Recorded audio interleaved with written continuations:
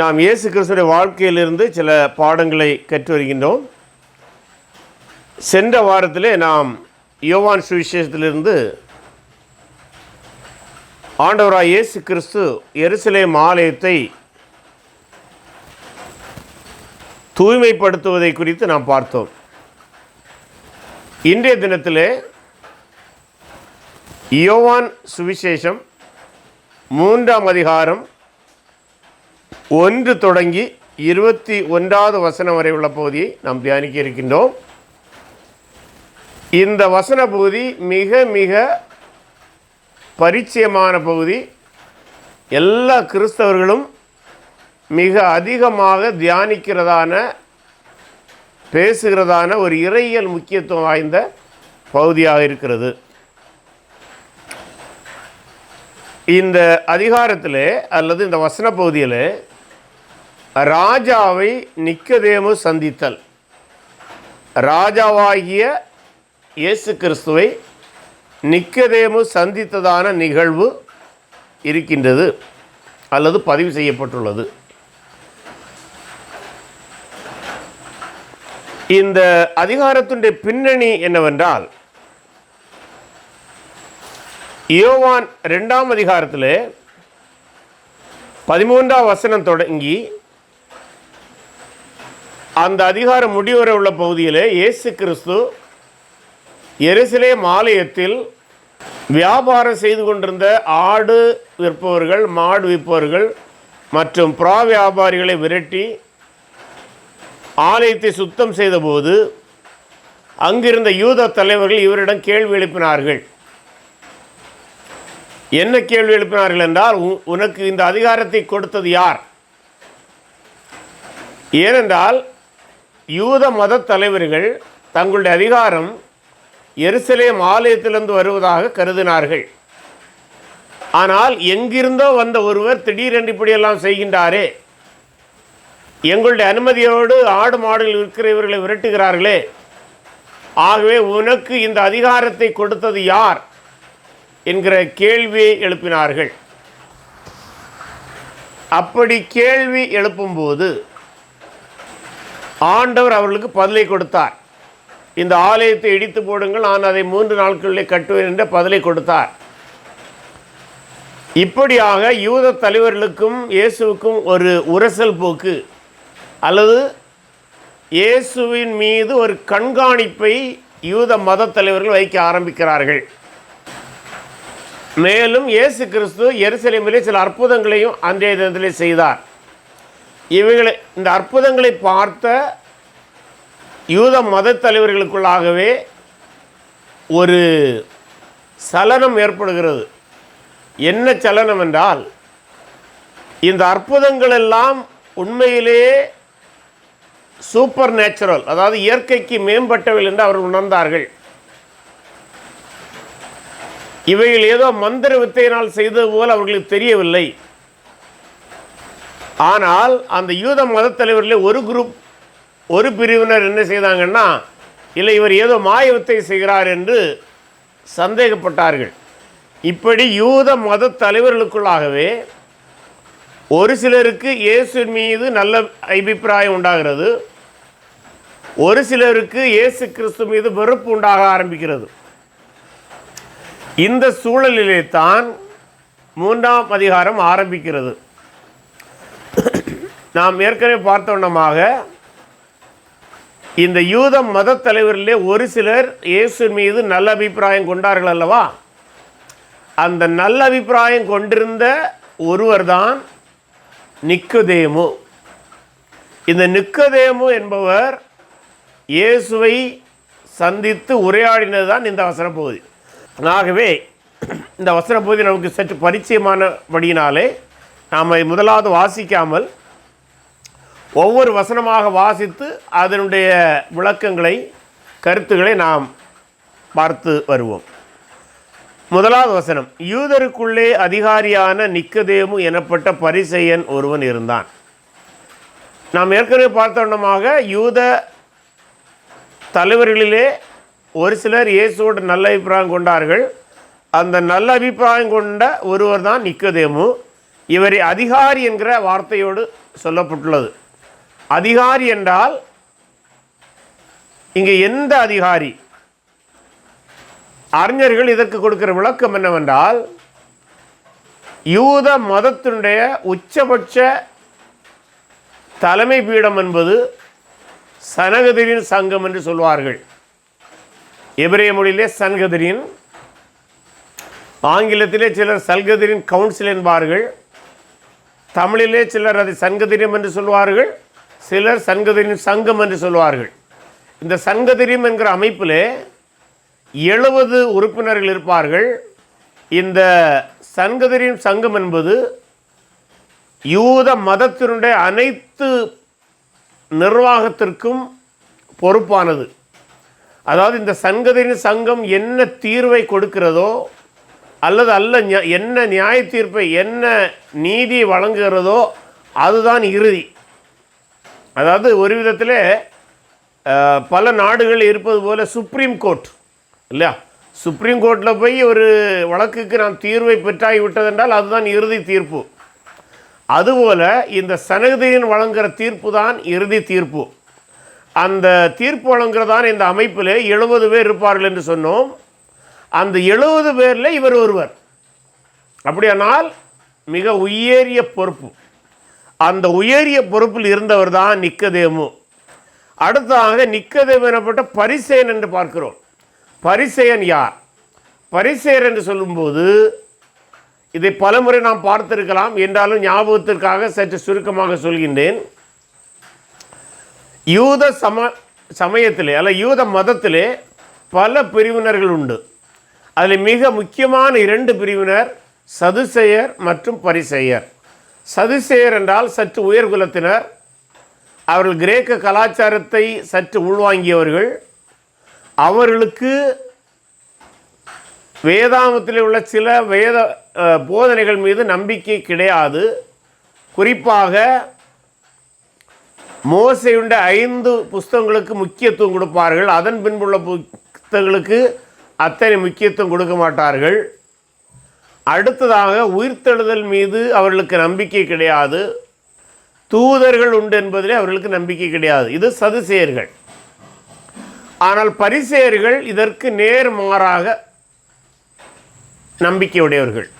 இவர்கள் பழையற்பாண்டுடைய அனைத்து புஸ்தகங்களையும் நம்பினார்கள்.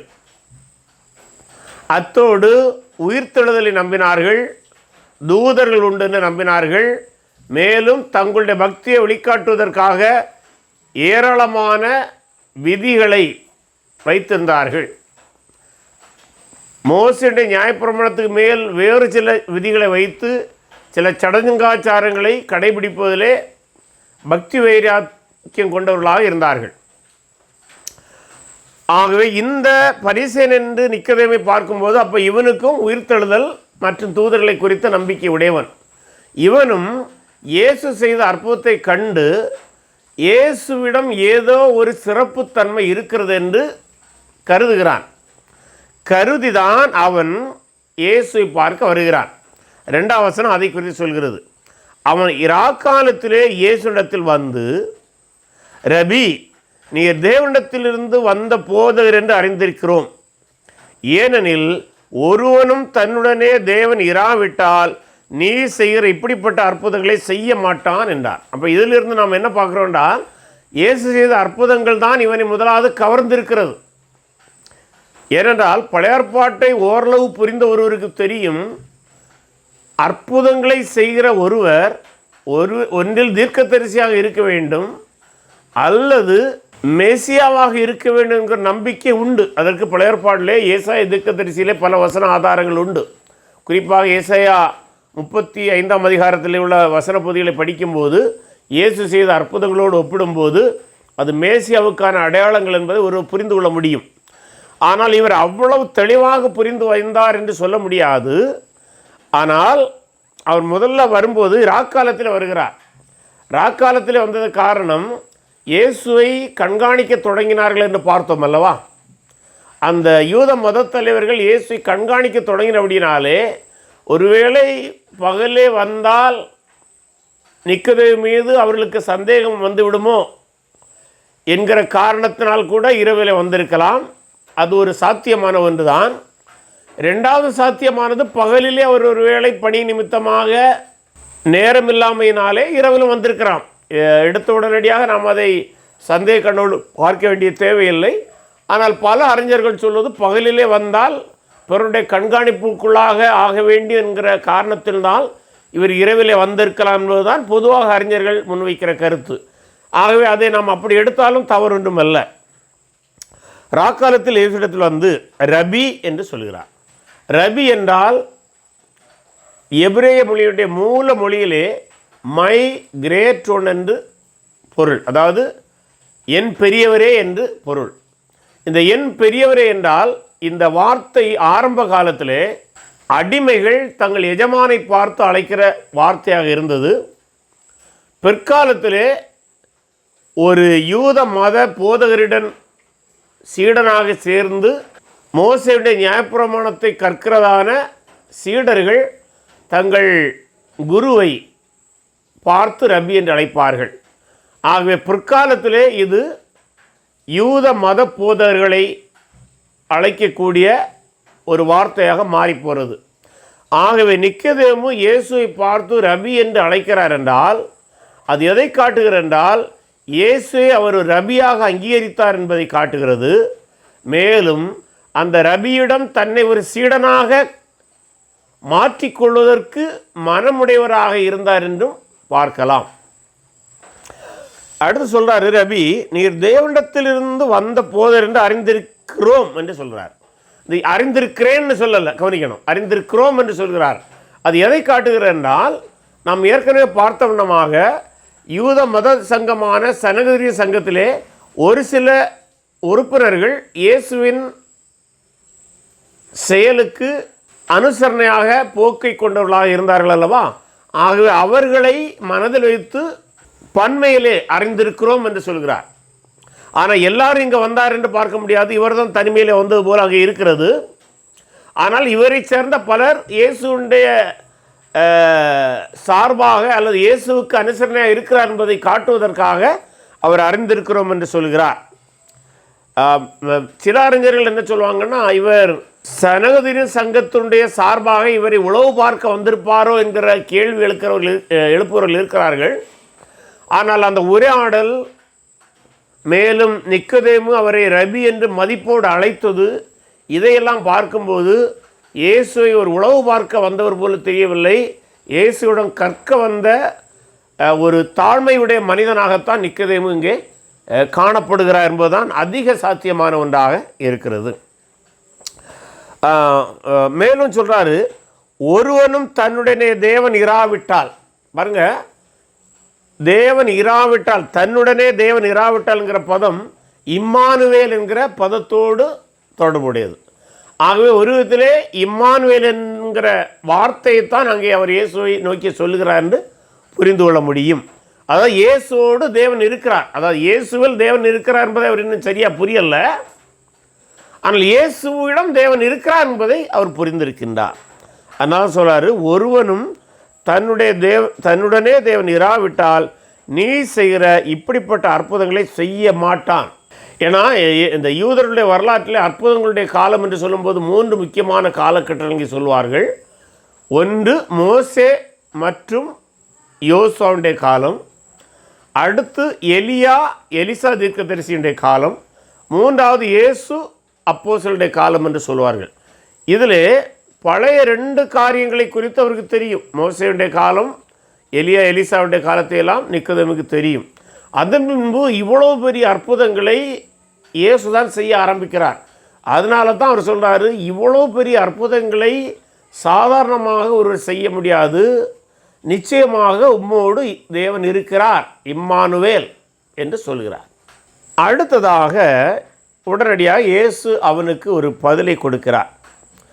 என்னவென்றால், இயேசு அவனுக்கு பிரதியுத்தரமாக, ஒருவன் மறுபடியும் பிறவாவிட்டால் தேவனுடைய ராஜ்யத்தை காண மாட்டான் என்று மெய்யாகவே உனக்கு சொல்கிறேன் என்றார்.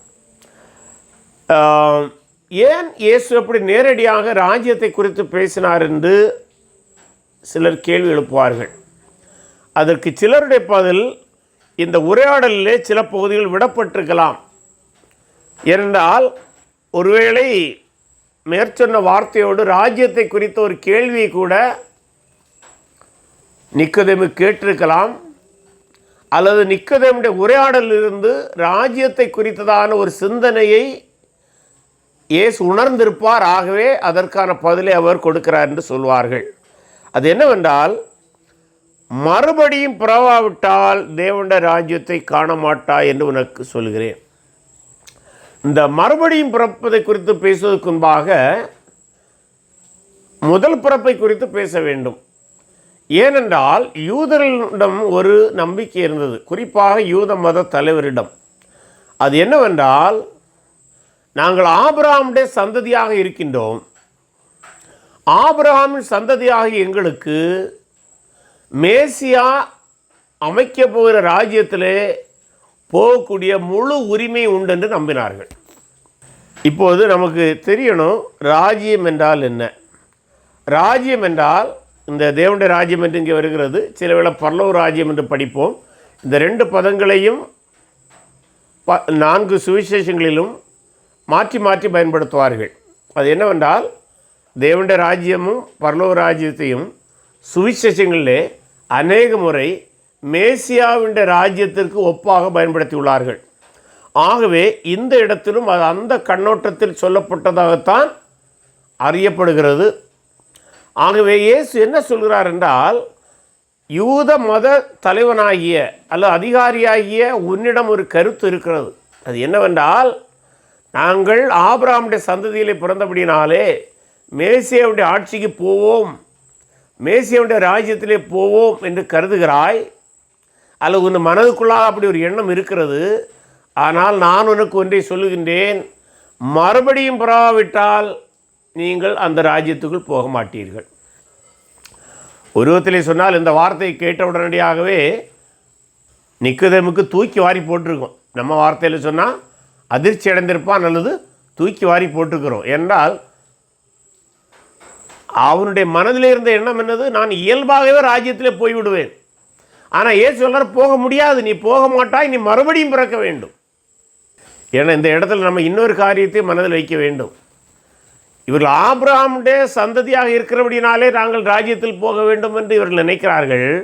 ஆனால் இவர்கள் வசதியாக இன்னொன்றே மறந்து விடுகிறார்கள். தாங்கள் ஆபிரகாமுடைய ஆதாமுடைய சந்ததி என்பதை மறந்து விடுகிறார்கள். ஆதாமுடைய சந்ததி யார்? ஆதாமுக்குள்ளாக அனைவரும் பாவிகள். ரோமர் 5ஆம் அதிகாரத்தில் பார்க்கிறோம் இல்ல, ஆதாமுக்குள்ளாய் பிறந்த அனைவருமே பாவிகள். ஆகவே இந்த யூதர்கள் அதை மறந்து விடுகிறார்கள்.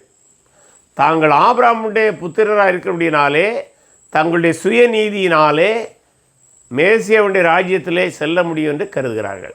ஆனால் இயேசு சொல்கிறாரு, அப்படி சாத்தியமில்லை. ஆகவே நீங்கள் மறுபடியும் பிறந்தால் ஒழிய தேவனுடைய ராஜ்யத்திலே காண மாட்டீர்கள்.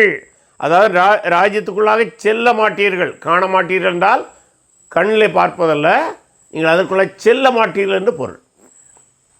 அதாவது நுழைய மாட்டீர்கள், அனுமதிக்கப்பட மாட்டீர்கள் என்பதுதான் பொருள். அதற்கு நிக்கோதேமு ஒரு நியாயமான ஒரு கேள்வியை கேட்கிறான். என்னவென்றால், ஒரு மனுஷன் முதிர் வயதாக இருக்கையில் எப்படி பிறப்பான்? அவன் தன் தாயின் கற்பத்தில் 2ஆம் தரம் பிரவேசித்து பிறக்கக்கூடுமோ என்றான். நல்ல கேள்வி.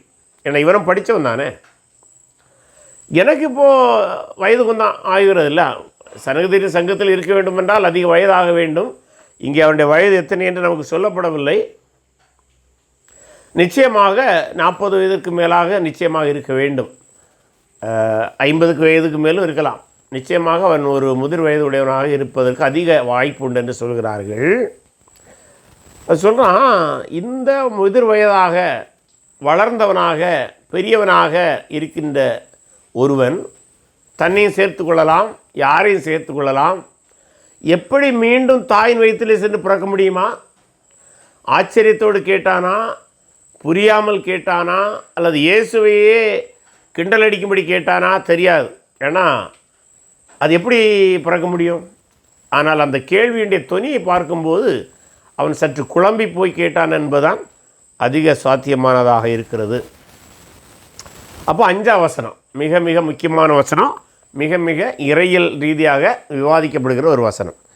இயேசு பிரதித்திரமாக, ஒருவன் ஜலத்தினாலும் ஆவியினாலும் பிறவாவிட்டால் தேவனுடைய ராஜ்யத்தில் பிரவேசிக்க மாட்டான் என்று மெய்யாகவே மெய்யாகவே உனக்கு சொல்கிறேன் என்றார்.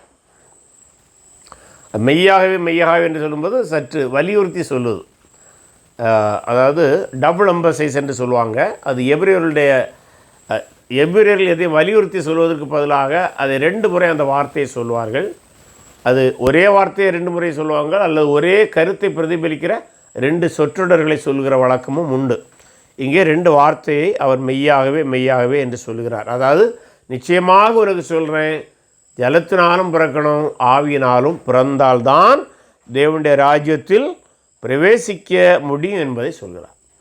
இந்த 5ஆவது வசனம்தான் மிக அதிகமான விவாதங்களை ஏற்படுத்தியது. அது என்னவென்றால், ஜலம் என்றால் என்ன? இந்த ஜலம் என்கிற வார்த்தைக்கு பல்வேறு விளக்கங்களை கிறிஸ்தவ அறிஞர்கள் கொடுக்கிறார்கள். முக்கியமான 5 விளக்கங்கள் இருக்கின்றன. அவைகளை சுருக்கமாக சொல்கின்றேன். முதலாவது, ஜலம் என்பது எபிரேயர்களுடைய மூல மொழியின் அடிப்படையில் தாயின் வயிற்றிலிருந்து பிறப்பதை குறிக்கும். ஏன்னா தாயுடைய வயிற்றில் ஒரு குழந்தை தண்ணீரில் தான் இருக்குங்களா. அது நம்ம தமிழ் மொழியில் கன்னிக்குடம் என்று சொல்வார்கள். எனக்கு அது சரியாக தெரியலை. அந்த கன்னிக்குடத்திலிருந்து தான் அந்த பிள்ளை பிறந்து வருவதாக சொல்வார்கள். அது மெடிக்கலி அது சரியானதும் கூட. ஆகவே அதைத்தான் ஜலத்திலிருந்து பிறப்பது என்று சொல்கிறாருங்கிற முதலாவது விளக்கம். இந்த வசன பகுதியுடைய முன்னணியும் பின்னணியும் படிக்கும்போது அது அதிகமான சாத்தியமானதாக பெரும்பான்மையான எபிரேய மொழி அறிஞர்கள் சொல்கிறாங்க. ஏன்னா பாருங்கள், முதிர் வயது என்று அவன் பேசுகிறான். நான் ஏற்கனவே பிறந்து விட்டேன். ஆகவே அந்த அடிப்படையில் தான் அதற்கு ஆண்டவர் பதிலை சொல்கிறார். ஆகவே ஜலம் என்பது இந்த இடத்திலே தாயின் வயிற்றிலிருந்து பிறப்பதை தான் சொல்கிறது என்பது ஒரு விளக்கம். அடுத்து 2வது ஒரு விளக்கம் என்பது, யோவான் எழுதின சுவிசேஷம் 7ஆம் அதிகாரம் 38-39 வசனத்தில் ஆண்டவர் சொல்வார் அல்லவா ஒரு வசனம். அதாவது, என்னை விசுவாசிக்கிறவனிலிருந்து ஜீவ தண்ணீர்கள் உள்ள நதிகள் ஓடும் என்று சொல்வார். அதாவது அந்த வசனத்தை படிப்போம். யோவான் எழுதின சுவிசேஷம் 7ஆம் அதிகாரம் 38. வேத வாக்கியம் சொல்கிறபடி, நான் என்னிடத்தில் விசுவாசிக்கிறவன் எவனோ அவன் உள்ளத்திலிருந்து ஜீவ தண்ணீர் உள்ள நதிகள் ஓடும் என்றார். தம்மை விசுவாசிக்கிறவர்கள் அடைய போகிற ஆவியை குறித்து இப்படி சொன்னார். இயேசு இன்னும் மகிமைப்படாது என்றபடியினால் பரிசுத்த ஆவி இன்னும் அருளப்படவில்லை. ஆகவே இந்த இடத்துல பரிசுத்த ஆவி தண்ணீரோடு ஒப்பிடப்பட்டபடினாலே இது ஜலம் என்பதும் ஆவியைத்தான் குறிக்கிறது சொல்வார்கள். அதாவது ஆவியினாலும் அதாவது டபுள் எம்பசிஸ்க்காக தான் அந்த வார்த்தையை சொல்லார்னு ஒரு கருத்து இருக்கிறது. சரி, 3வது, ஜலம் என்பது தேவனுடைய வார்த்தைக்கு கீழ்ப்படிவது. அதாவது ஜலம் என்பது வசனத்தை குறிக்கிறதுங்கிற வழக்கம் இருக்கிறது. அது 1 பேதுரு 1ஆம் அதிகாரம் 23ஆம் வசனத்தின் அடிப்படையில் அந்த கருத்தை சொல்கிறவங்க சொல்லுவாங்க. அந்த வசனத்தை படிப்போம். 1 பேதுரு 1ஆம் அதிகாரம் 23ஆம் வசனம். அழிவுள்ள வித்தினாலே அல்ல, என்றென்றைக்கு நிற்கிறதும் ஜீவனுள்ளதுமான தேவ வசனமாகிய அழிவில்லாத வித்தினாலே மறுபடியும் ஜனிப்பிக்கப்பட்டீர்கள். அப்போ மறுபடியும் ஜனிப்பிப்பது என்பது இங்கே தேவனுடைய வசனத்தினால் நடைபெறவுடையினாலே சிலருடைய விளக்கம் ஜலம் என்பது இந்த இடத்துல வசனத்தை குறிக்கிறதுங்கிற ஒரு விளக்கம் இருக்கிறது. 4வது ஒரு விளக்கம், யூத மதத்துக்கு மாற விரும்புகிற ஒரு புற இனத்தவன் பலவிதமான ஞானஸ்நானங்களை எடுக்க வேண்டும். அதன் பின்பு தான் அவன் யூத மதத்துக்குள்ளாக ஏற்றுக்கொள்ளப்படுவான். அப்படி ஒரு பிற மதத்தை சேர்ந்த ஒருவன் யூத மதத்துக்குள்ளாக மாறுவதற்கு எடுக்கிற அந்த ஞானஸ்நானத்தை எடுத்து யூத மதத்திலே சேரும்போது யூத மதத்துக்குள்ளாக ஒரு புதிய குழந்தை பிறந்துள்ளது என்கிற ஒரு கருத்து உண்டு. அதைத்தான் அவர் இங்கே சொல்லுகிறார். அதாவது நிக்கதேமு யோவான் கொடுத்த ஞானஸ்நானத்தை பெற வேண்டும் என்கிற கருத்தில் சொல்லியிருக்கலாம், அல்லது இயேசு கொடுத்த ஞானஸ்நானத்தை பெறும்படி சொல்லியிருக்கலாம் என்கிற ஒரு விளக்கம் இருக்கிறது. இது 4வது கருத்து. 5வது கருத்து, இந்த இடத்துல வருகிற ஜலம் விசுவாசிகள் அடைய போகிறதான அல்ல விசுவாசிகள் பெற வேண்டிய ஞானஸ்நானத்தை குறிக்கிறதுங்கிற விளக்கம் இருக்கிறது. இப்படி 5 கருத்துகள் இந்த ஜலம் என்பதை குறித்து சொல்லப்படுகிறது. ஆனால் இந்த வசன பகுதியை நாம் கவனமாய் படிப்போமானால் அநேக நல்ல நடுநிலையான அறிஞர்கள், அதாவது எந்த சபை பிரிவும் பிரதிபலிக்காமல் வேத வசனத்துக்கு மட்டும் முதன்மை இடத்தை கொடுக்கிற அறிஞர்கள் எபிரேய மொழியின் ஆழமான அர்த்தத்தை புரிந்தவர்கள் என்ன சொல்கிறார்கள் என்றால், இந்த இடத்திலே இந்த வசன பகுதியை கவனமாய் படிப்போமானால் இந்த வசன பகுதி சொல்வது ஜலம் என்பது தாயின் வயிற்றிலிருந்து பிறப்பதைத்தான். ஏனென்றால் இயேசு கிறிஸ்து நிக்கதேமுக்கு 2 பிறப்புக்குள்ள வேறுபாடை சொல்லுகிறார். என்று பூமியிலே மாம்சத்தில் பிறப்பதற்கும் ஆவியில் பிறப்பதற்கும் உள்ள வேறுபாடை ஒப்பிட்டு கொண்டே வருகிறார். அந்த ஒப்பீடை அவர் 5ஆம் வசனத்திலே தொடங்கி 12வது வசனம் வரை கொண்டு செல்கிறார்.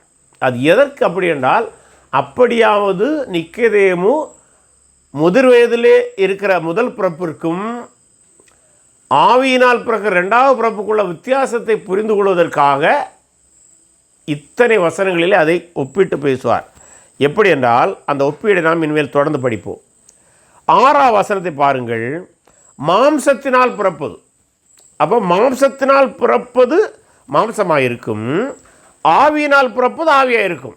அப்போ மாம்சத்தினால் பிறப்பது என்பதை நீங்கள் இப்போ பேரலாக எடுத்தீங்கன்னா மேலே எது இருக்கிறது? ஜலம் இருக்கிறது. அதுக்கு முந்தின வசனத்தில் முதிர் வயதாக இருக்கிறது. அப்போது முதிர் வயதாக இருக்கிற ஒருவன் ஏற்கனவே தாயின் வயிற்றிலிருந்து பிறந்தவன்.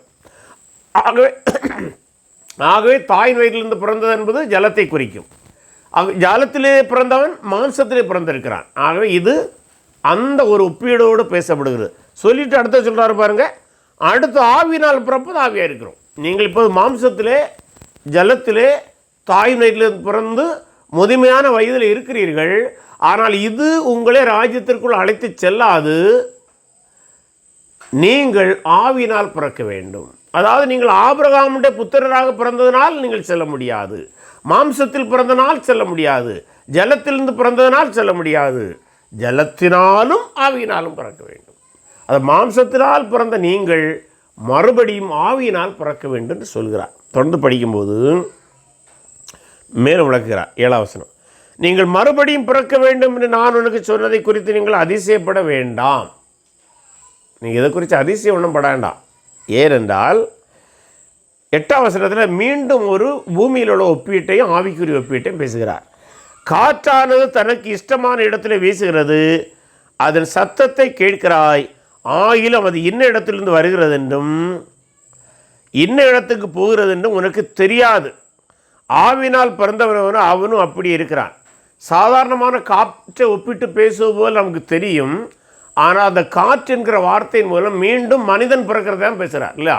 நம்ம குழந்தையாக தாயின் வயிற்றிலிருந்து பிறந்து வந்தபோது முதல் மூச்சை எடுத்து நம் உயிரோடு பிறப்பது தேவனுடைய செயல், மனித செயல் அல்ல. பிறப்பிக்கிற தாய்க்கு கூட அந்த பிள்ளைக்கு உயிரை கொடுக்க முடியாது, அந்த முதல் மூச்சை கொடுக்க முடியாது. அது தேவன் கொடுப்பது, அது தேவ செயல். எப்படி நம்முடைய முதற் பிறப்பு தேவ செயலாக இருக்கிறதோ அதுபோல நம்முடைய 2ஆம் பிறப்பும் ஆவியினால் பிறக்கிறதும் தேவ செயல்தான். இதை புரிய முடியாதுன்னு சொல்கிறார். ரெண்டுமே விசேஷித்தமான ஆண்டவருடைய செயல். அடுத்தது இன்னும் நிக்கதேமுக்கு சரியாக புரியவில்லை. அதான் அவன் சொல்கிறான், இவைகள் எப்படி ஆகும் என்ன? ரொம்ப அவசரம். இவைகள் எப்படி ஆகும்? அப்போ தேவனுடைய செயல் தான். அப்போ மறுபடியும் பிறக்கிறது அப்போது தாயிடமிருந்து பிறப்பதல்ல, அது ஓரளவு அவனுக்கு புரிந்து விட்டது. ஆனால் இது எப்படி ஆகும்? எப்படி ஆவினால் பிறக்க முடியும்? இதுவும் அவன் கேட்ட 2வது நியாயமான கேள்விதான். நல்ல கேள்வி. இயேசு அவரை நோக்கி, நீ இஸ்ரவேலில் போதகனாய் இருந்தும், நீ ஒரு போதகன் தான், நீ ஒரு தலைவன் தான், நீ ஒரு ரபி தான். என்னை ரபி என்று அழைத்தாய் அல்லவா? ஆனால் நீ ஒரு ரபி தான். ஒருவேளை இயேசுவை விட அதிக வயது மூத்தவனாக கூட இருக்க வாய்ப்பு இருக்கிறது. இயேசுக்கு இப்போ சுமார் 30 வயது தான் ஆகிறது, அல்ல 31 வயதாகலாம், சற்றே ஏறக்குறைய. ஆனால் உனக்கு இன்னும் புரியலையா? இல்லையா? அநேக வேளைகளில் ஆண்டுடைய வார்த்தையை நாம் எத்தனை முறை படித்தாலும் புரியாமல் இருப்பது இயல்பு தான். அதே போல தான் நிக்கோதேமு இருந்திருக்கிறான். இருந்தும் நீ இஸ்ரவேலுக்கு போதகனாக இருந்து இவைகளை அறியவில்லையா, அறியாமல் இருக்கிறாயா? இல்லையா? நியாயப்பிரமாணத்தை குறித்து விளக்கங்கள்லாம் கொடுக்குற, ஆனால் இதை புரியலையே சொல்லிட்டு மீண்டும் 11 வசனத்தை சொல்கிறாரு, மெய்யாகவே மெய்யாகவே நான் உனக்கு சொல்கிறேன், நாங்கள் அறிந்திருக்கிறதை சொல்லி, அதாவது அறிந்திருக்கிறதை சொல்லின்னா நாங்கள் கண்டதை குறித்து சாட்சி கொடுக்கிறோம், நீங்களோ எங்கள் சாட்சியை ஏற்றுக்கொள்கிறதில்லை. அதாவது இயேசு கிறிஸ்து அதில் ஒரு டீச்சிங் பிரின்சிபலாக அவர் சொல்கிறாருன்னு சொல்ல முடியும். என்னென்னா, ஃப்ரம் நோன் டு அன்னோன். இந்த டீச்சிங் படித்தவங்களுக்கு தெரியும், பிஎட் படித்தவங்களுக்கு எல்லாம் தெரியும், மாணவர்களுக்கு ஒரு பாடத்தை கற்றுக் கொடுக்க வேண்டும் என்றால் ஃப்ரம் நோன் டு அன்னோன் போகிறது நல்லது. அதாவது புரிய முடியாத இருக்கிற ஒரு பாடத்தை கற்றுக் கொடுக்க எளிதில் புரிகிற ஒரு உதாரணத்தை சொல்லி அதற்கு போக வேண்டும். அதனால்தான் மாம்சத்தில் பிறக்கிறதை குறித்து சொல்லிவிட்டு ஆவிக்குரிய பிறப்புக்கான அந்த புரிய முடியாத ஒன்றுக்கு இயேசு போகிறார். சொல்லிட்டு தொடர்ந்து பண்ணுறார் பாருங்க. அதை அவர் சொல்கிறார், பூமிக்கு அடுத்த காரியங்களை நான் உங்களுக்கு சொல்லியும் நீங்கள் விசுவாசிக்கவில்லையே, பரம காரியங்களை உங்களுக்கு சொல்லுவதனால் எப்படி விசுவாசிப்பீர்கள்? இல்லையா? பரம காரியங்களை சொன்னால் எப்படி விசுவாசிப்பீங்க? அப்போ பூமிக்கு எடுத்த காரியம் என்னது? ஏற்கனவே இல்லை, முதிர் வயதாக இருப்பது, முதலாவது பிறந்தது, ஜலத்திலிருந்து பிறந்தது, காற்றினால் உயிரூட்டப்படுவது, மாம்ச பிறப்பு, இதெல்லாம் பூமிக்குரியது. இதையே உனக்கு புரிய முடியலைன்னா ஆவியினால் பிறகுதை எப்படி நீ புரிவ? தொடர்ந்து சொல்கிறாரு, பரலோகத்தில் இருந்து இறங்கினவரும் பரலோகத்தில் இருக்கிறவருமான மனுஷகுமாரனை அல்லாமல் பரலோகத்துக்கு ஏறினவன் ஒருவரும் இல்லை. இந்த வசன பகுதி ஆண்டவர் ஒரு நிகழ்வை மனதில் வைத்து பேசுவதாக சொல்கிறாங்க. அது என்னென்னா, ஏன்னா இந்த நிக்கோதேமு மோசேயுடைய நியாயப்பிரமாணத்தை தேறினவன் அல்லவா? அவங்க நியாயப்பிரமாணம் எது? மோசே சீனாய் மலையில் ஏறி சென்று பெற்றுவிட்டு இறங்கி வந்தான் என்பது கருத்து. இப்போ இயேசு இதை என்ன சொல்ல பாருங்க, பரலோகத்திலிருந்து இறங்கினவரும் பரலோகத்தில் இருக்கிறவருமான மனுஷகுமாரனை அல்லாமல் பரலோகத்துக்கு ஏறின ஒருவனும் இல்லை. அப்படின்னா மோசே மலையின் மேல் ஏறி நியாயப்பிரமாணத்தை கொண்டு வந்தான். ஆனால் மனுஷகுமாரனாகிய நான் பரலோகத்திலிருந்து வந்தவன், மோசேக்கு மேலானவன், நான் புதிய உடன்படிக்கையை கொண்டு வந்திருக்கிறேன். ஆவியினால் பிறக்க வேண்டுமென்றால் இவருடைய போதனையை கேட்க வேண்டும். யாருடைய போதனையை? நீ இவ்வளவு நாளும் மோசேயுடைய போதனையை கேட்டுவிட்டாய், இனிமேல் மனுஷகுமாரனுடைய போதனையை கேட்க வேண்டும். என மனுஷகுமாரன் மோசேக்கு மேலானவர். அடுத்தது இன்னொரு எக்ஸாம்பிளை சொல்கிறார். அது இயேசு எப்படி மேலானவர் என்பதை காட்டுவதற்கு எண்ணாகமம் 21 அதிகாரத்தில் 8, 9, 10 வசனங்களில் படித்தீங்கன்னா தெரியும். கொள்ளிவாய் சர்ப்பம் கடித்த போது அதில் தப்பணும்னா ஒரு வெண்கல சர்ப்பத்தை செய்து வைப்பார்ல, அந்த சம்பவத்தை இங்கே மேற்கோள் காட்டுகிறார். எப்படி இயேசு மோசைக்கு மேலானவர் என்பதை காட்டுவதற்கு.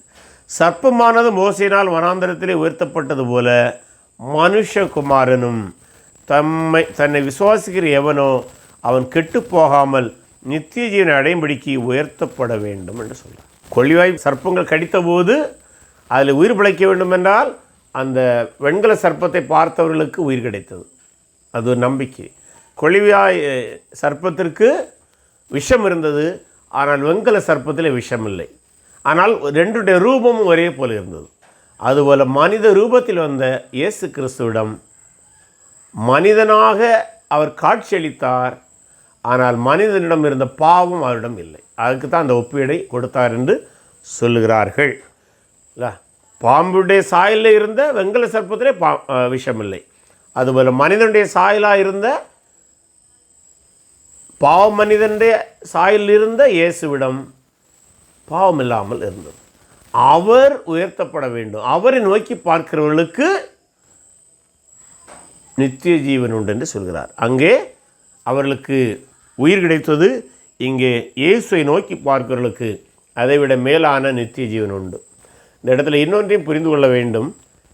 யூதருடைய பார்வையிலே நித்திய ஜீவன் என்பது ராஜ்யத்திற்குள் செல்வதற்கு ஒப்பானது. அதாவது நித்திய ஜீவனை பெற்றுவிட்டேன் என்றால் அது யூதருடைய பார்வையிலே அடிப்படையிலே அவர்கள் தங்கள் ராஜ்யத்துக்குள்ளாக சென்று விட்டதாக கருதுவார்கள். ஆகவே சொல்கிறாரு, மோசையின் மூலம் நித்திய ஜீவனுக்குள்ளாய் செல்ல முடியாது, மோசையுடைய நியாயப்பிரமாணத்தின் மூலம் நித்திய ராஜ்யத்துக்குள் செல்ல முடியாது. ஆனால் அவன் உயர்த்தின வனாந்தர சர்ப்பத்தை வனாந்தரத்திலே வெங்கல சர்ப்பத்தை பார்த்த உயிர் பெற்றது போல மனுஷகுமாரன் உயர்த்தப்பட்டிருக்கின்றார். அவரை நோக்கி பார்க்கிறவர்களுக்கு நீங்கள் எதிர்பார்க்கிற ராஜ்யமான நித்திய ஜீவன் உண்டு என்று சொல்கிறார். அடுத்து 16ஆம் வசனத்திலிருந்து 21 வசனங்கள் வரை தொடர்ந்து பேசுகிறார். ஆனால் சில அறிஞர்கள் என்ன சொல்கிறாங்கன்னா 16லிருந்து 21 வரை உள்ள வசன பகுதி இயேசு இதுவரை நிக்கோதேமோடு பேசினதுக்கு அப்போஸ்தலனாகிய யோவான் கொடுத்த விளக்கம் என்று சில அறிஞர்கள் சொல்கிறாங்க. ஆனால் வேறு சில அறிஞர்கள் அப்படி அல்ல. ஏனென்றால் ஆங்கிலத்திலே அந்த 16ஆம் வசனம் ஃபார் என்கிற லிங்கிங் வேர்டோட தொடர்புகிறது. ஆகவே தொடர்ந்து அந்த வார்த்தையை பேசுவது இயேசு கிறிஸ்து என்று தான் வேறு சில அறிஞர்கள் சொல்கிறாங்க. அதுதான் சாத்தியமானதாகவும் இருக்க வாய்ப்பு இருக்கிறது. ஏனென்றால் 21ஆம் வசனத்தை கடைசி வார்த்தை 2 வார்த்தையில் பாருங்கள், வருகிறான் என்றார். அப்போ என்றார் என்று சொல்லும்போது இயேசு தான் பேசினது போல வருகிறார். ஆகவே இது யோவான் கொடுத்த விளக்கம் என்று சொல்வதை விட இயேசு தொடர்ந்து பேசியதாகத்தான் கருத வாய்ப்பு இருக்கிறது. சரி, என்ன பேசுகிறார்? தேவன் தம்முடைய ஒரே பேரான குமாரனை விசுவாசிக்க எவனோ அவன் கெட்டு போகாமல் நித்திய ஜீவனை அடையும்படி அவரை தந்துருளி இவ்வளவாய் உலகத்தில் அன்பு கூர்ந்தார். இப்போ கிறிஸ்து இல்லை, அதாவது இன்னொன்று பார்க்கும்போது இதை என்ன சொல்கிறாங்கன்னா, பொதுவாக யூதரிடம் ஒரு கருத்து இருந்தது, குறிப்பாக பரிசேயரிடம் என்ன இருந்ததுன்னா, தேவன் பாவிகளை வெறுக்கிறார் என்று ஒரு கருத்து. ஆனால் இயேசு நேரே சொல்லாரு, நான் பாவிகளும் கெட்டுப்போகக்கூடாது என்பதற்காக வந்தேன், பாவிகளையும் தேவன் அன்பு கூறுகிறார் என்று சொல்கிறார். அந்த அன்பு கிறிஸ்துவிலே கிடைக்கிறது என்று சொல்கிறார். இது பரிசேயருடைய நம்பிக்கைக்கு நேர் மாறான ஒரு நம்பிக்கை போதனை. பரிசேயர் நினைச்சாங்க பாவிகளை தேவன் அன்பு கூறுவதில்லை. ஆனால் அங்கே ஏசு சொல்கிறாரு, அவர்கள் மேல் அன்பு கூர்ந்து இயேசுவிலே அந்த அன்பை வெளிப்படுத்தும்படியாக தேவன் தன்னை அனுப்புகிறார் என்று சொல்கிறாரு. அது மட்டுமல்ல, அவரை நம்புவோருக்கு நித்திய ஜீவன் உண்டு என்றும் சொல்கிறார். அடுத்த வசனத்தை படிக்கும்போது, உலகத்தை ஆக்கினைக்குள்ளாக தீர்க்கும்படி தேவன் தம்முடைய குமாரனை உலகத்தில் அனுப்பாமல் அவராலே உலகம் ரட்சிக்கப்படுவதற்காகவே அவர் அனுப்பினார். இதில் ஒன்று கவனமாக இருக்கணும். உலகம் ஏற்கனவே நியாயம் தீர்க்கப்பட்டாயிற்று. ஆதாமுக்குள்ளாகவே உலகம் சபிக்கப்பட்டாயிற்று, நியாயத்திற்கு தான் இருக்குது. ஆனால் என்ன சொல்கிறாரு? ஆனால் கிறிஸ்துவிலே அதற்கு வாய்ப்பு கொடுக்கப்படும், இயேசுவிலே அதற்கு மீட்பு உண்டு, அந்த நியாய தீர்ப்பிலிருந்து உலகம் தப்ப முடியும் என்று சொல்கிறார். ஆனால் தொடர்ந்து அடுத்த 18ஆம் வசனம் பாருங்கள், அவரை விசுவாசிக்கிறவன் ஆக்கினைக்குள்ளாக தீர்க்கப்படான். அப்படின்னா என்னது? உலகம் ஏற்கனவே நியாய தீர்ப்புக்குள்ளாக தான் இருக்குது. ஆனால் அதில் தப்புவதற்கு இருக்கிற ஒரே ஒரு வாய்ப்பு குமாரனை விசுவாசிக்கிறவன், இயேசு விசுவாசிக்கிறவன். ஆகவே ஒருவன் விசுவாசிக்காமல் இருந்தால் 18ஆம் வசனம் பின்பகுதி சொல்லுது, விசுவாசியாதவனோ தேவனுடைய ஒரே பேரான குமாரனுடைய நாமத்தில் விசுவாசமுள்ளவனாக இராதபடியினால் அவன் ஆக்கினை தீர்ப்புக்கு உட்பட்டாயிற்று. அதை கவனமாக சொன்னால், இயேசு ஏற்றுக்கொள்ளாதவன் 2 காரணங்களால் ஏற்கனவே அவன் நியாய தீர்ப்புள்ளாக இருக்கிறான். ஒன்று, ஏற்கனவே உலகம் நியாய தீர்ப்புள்ளாக இருக்கிறது, ஆக்கினை தீர்ப்புக்காக நியமிக்கப்பட்டிருக்கிறது.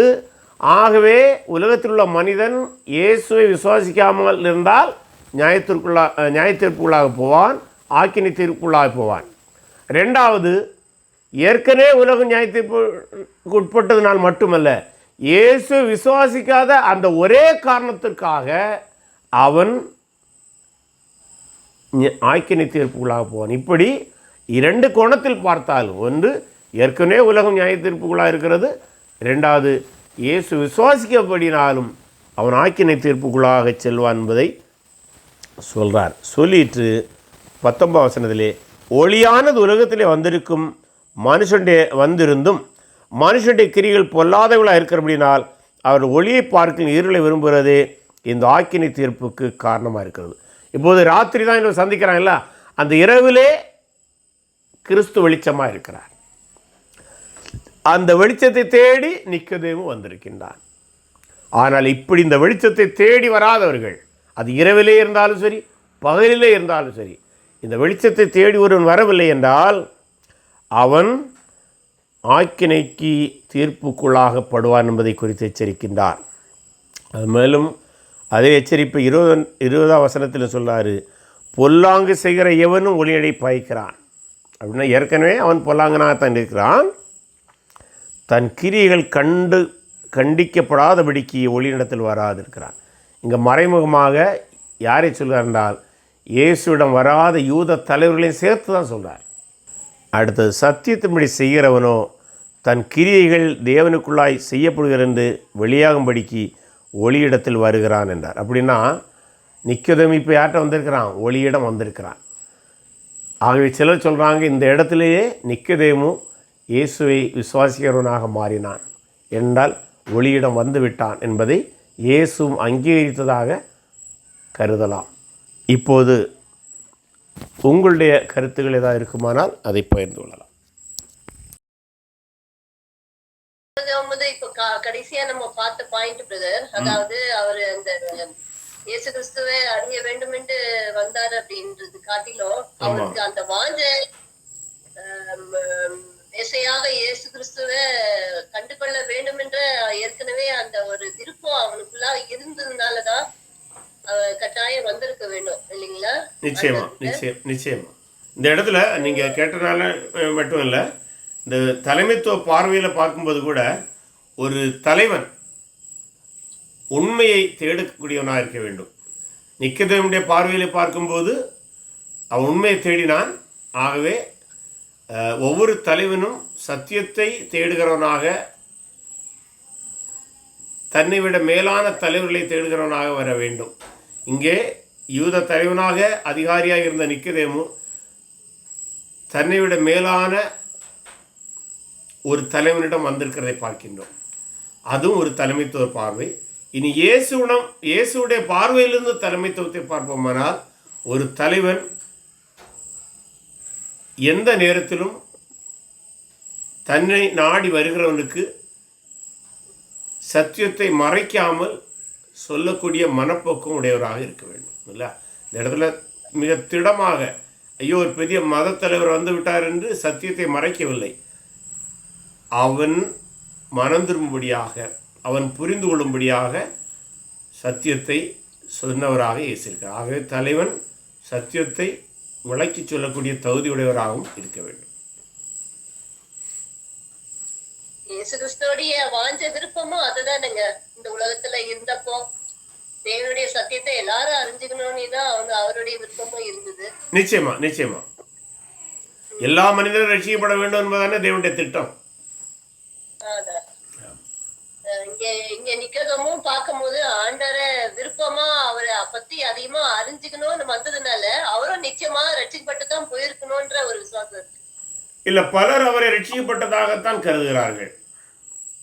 இல்ல, இங்க இருந்து அவரு இயேசு கிறிஸ்துவை சந்திச்சு போகும்போதே அவரு உண்மையாவே ஏற்றுக்கொண்டுதான் போயிருக்கணும். அதை நிச்சயமாவே சொல்ல முடியாது. அவருக்கு ஏதோ இல்ல, அது இயேசு கிறிஸ்து அந்த அளவுக்கு ஒரு சத்தியத்தை அவருக்கு வெளிப்படுத்தி காட்டி இருக்கிறாரு இல்லைங்களா? இல்ல, அது அப்படி நம்ம வாதிட முடியாது, நிரூபிக்க முடியாது. இயேசு கிறிஸ்து செய்த அற்புதங்கள் மேல் அவருக்கு ஈர்ப்பு உண்டாகி அவரோடு பேச வந்தார். அதற்காக அவரை முழுமையாக விசுவாசித்து வந்தார் என்று அந்த இடத்துல நம்ம ஆரம்ப கட்டத்தை வைத்து சொல்ல முடியாது. அதில் முடிவை பார்க்கும்போது ஒளியிடம் வந்ததாக நிக்கதேமு இயேசுவால் அறிவிக்கப்படுகிறார் அல்லது மறைமுகமாக சொல்லப்படுகிறார். பின்னால் நம்ம சுவிசேஷங்களை படிக்கும்போதும் ஒரு இடத்துல நிக்கதேமு குறித்து நாம் படிக்கின்றோம் என்று நினைக்கின்றேன். எல்லாவற்றையும் பார்க்கும்போது இயேசுவை சந்தித்த பின்பு அவரிடம் ஒரு மாற்றம் இருந்திருக்கலாம். ஆகவே அவன் விசுவாசியாக சென்றான் என்று கருத இடம் இருக்கிறது. அந்த ஜலத்தினாலும் வந்து அந்த ஜலத்தில் அதை சொல்லும் போது நீங்க அஞ்சாவது ஒரு காரியம் சொன்னீங்க. ஒரு சிலர் வந்து அதாவது அதை வந்து ஞானஸ்நானத்துக்கு இதா எடுக்கிறாங்க. ஞானஸ்நானம் அதாவது தண்ணீர்ல மூழ்கி ஞானஸ்நானத்தை குறிப்பிடுறாங்கன்னு அதுதானே நீங்க சொன்னீங்க பிரதர், இல்லையா? அஞ்சாவது ஆமா அப்படி அதாவது ஜலத்தினால இந்த தண்ணீரில் மூழ்கி ஞானஸ்நானம் வரும்போது மறுபடியும் பிறப்பதாக சிலர் விளக்குகிறார்கள். ஆனால் அந்த விளக்கத்தை சில சபைகள் இந்தியாவிலும் பிரசங்கிக்கிறார்கள். ஆனால் இறையியல் வல்லுநர்கள் என்று உலகளவில் அதிகமாய் மதிக்கப்படுகிற எந்த அறிஞரும் அந்த கருத்துக்கு முக்கியத்துவம் கொடுப்பதில்லை. அதிலும் எபிரேய மொழி அறிஞர்களோடு கிறிஸ்தவ அறிஞர்களாக அறியப்படுகிறவர்கள் பெரும்பாலும் இந்த வசன பகுதி அந்த முதல்ல சொன்ன கருத்தான தாயின் வயிற்றிலிருந்து பிறக்கிறது தான் இந்த இடத்துல ஜலத்தை குறிக்கிறது என்று சொல்கிறாங்க. அதாவது ரட்சிக்கப்பட்டவர்கள் ஞானஸ்நானம் பெற வேண்டும் என்பது ஒரு கருத்து, அது வசனத்தில் இருக்கிறத மறக்க முடியாது. ஆனால் அது இந்த வசனத்தை வைத்து அதை போதிக்க வேண்டாம் என்பதுதான் அவருடைய அவனமான அறிஞருடைய வேண்டுகோள். நான் என்ன சொல்ல வந்தேன் பிரதர், அது வந்து முற்றிலும் தவறான ஒரு காரியம் தானே. என்னன்னா நம்ம இறையியல் அடிப்படையில முதல்ல நம்ம ஆவியினால என்னைக்கு ரட்சிக்கப்படுறோமோ அன்னைக்கு ஆவியினால நம்ம ஆவியினால நிறைவடைந்து அதுக்கு பிறகுதானே நம்ம வந்து ஞானஸ்நானம் எடுக்கிறோம், இல்லையா? இறையியல் அடிப்படை அதுதான் பைபிள்ல சரியான போதனை. நாம் இயேசு நம்முடைய பாவங்களுக்காக மரித்து உயிர்த்தெழுந்தான்ங்கிற நம்பிக்கையின் அடிப்படையிலே அந்த நம்பிக்கையினால் ஆவியானவர் நம்மை மறுபடியும் ஜனிப்பிக்கிறார். அந்த மறுபடியும் ஜனித்தனா ஞானஸ்நானம் எடுக்க வேண்டும், அதுதான் சரியான போதை. மற்றபடி ஞானஸ்நானம் எடுப்பது ஒருவரை மறுபடியும் ஜனிப்பிக்க வைக்காது. ஒருவேளை அந்த அந்த கருத்து கொண்டவங்களை நம்ம நேரடியா அது தவறுனே நம்ம சொல்லலாம், இல்லையா? நம்ம இறையியல் அடிப்படையில ஆமா இந்த இந்த பல்வேறு கருத்துக்களை விளக்கி சொன்னா சிலவங்க புரிந்து கொள்வாங்க. புரியாம சிலர் புரியாமல் இருப்பதுக்கு வாய்ப்பு இருக்கிறது. ஆனால் கவனமாக நம்ம அதை அந்த அந்த ஒப்பீடு அந்த பேரலாக இருக்கிறதெல்லாம் சொல்லி கொடுத்தோன்னா நான் நினைக்கிறேன் பல ரிச்சி அதை புரிந்து கொள்வதற்கு வாய்ப்பு இருக்கிறது. Okay brother. பிறகு இந்த சனகரின் சங்கம் சொன்னீங்க இல்லையா, அது வந்து அந்த நிறைய நூற்றுக்கு இந்த நியாயம் விசாரிக்கிறதுக்கு 1000ல் ஒருவர் 100க்கு ஒருவர் 10ல் ஒருவர் அப்படின்னு சொல்லி அவர் வைப்பார் இல்லையா, அந்த அதுல இருந்து உருவான சங்கமா இருந்திருக்கலாமா? ஆமா, நீங்க கேட்ட நல்லது. பலர் அப்படித்தான் சொல்லுவாங்க. அந்த மோசே 70 பேரை நியமித்தார் அல்லவா, ஆமா, அந்த பின்னணியில தான் இந்த அமைப்பு வந்ததாக சிலர் சொல்றாங்க. அது சொன்னது மட்டும் இல்லை, அது பெரும்பாலும் அதுதான் சாத்தியமானதாகவும் இருக்கிறது. இந்த நிக்கோதேமோ பற்றி சொல்ல போனா யோவான் கடைசி சில அதிகாரங்கள்ல வந்து அதாவது அவருடைய அன்பை அறிந்தவனாக கடைசியில வந்து அவருடைய சரீரத்தை கூட அந்த அரிமத்தேய ஊரனாகி அந்த யோசேப்போட சேர்ந்து அடக்கம் பண்றதுக்கு வந்து வாங்கிட்டு போய் அந்த வாசகர்கள் பூசி அடக்கம் பண்றாங்க 2 பேரும் சேர்ந்து. ஆமா ஆமா, அதையெல்லாம் வச்சுதான் சொல்றாங்க. நிக்கோதேமு விசுவாசியாக வாழ்ந்தார் என்பதை அதை வைத்து சொல்ல முடியும், அவர் ஒன்றும் அல்ல. யோவான் 19ஆம் அதிகாரத்துல இருக்கு 39ஆம் வசனத்துல ஆண்டவர் மேல உள்ள அன்பை வந்து வெளிப்படுத்துது. ஈவன் அவருடைய டெத்துல கூட வந்து போய் யோசேப்போட அவன் சேர்ந்து அவருடைய உடலை வாங்கி அடக்கம் பண்ற காரியத்துல வந்து ஒன்னா சேர்ந்து அடக்கம் பண்றாங்க. ஆமா, அந்த வசனத்தையும் இவைகளை ஒப்பிடும் போது நிக்கோதேமு உண்மையிலே இயேசு மீது ஒரு விசுவாசம் வைத்திருந்த ராகத்தான் இருக்கின்றார்.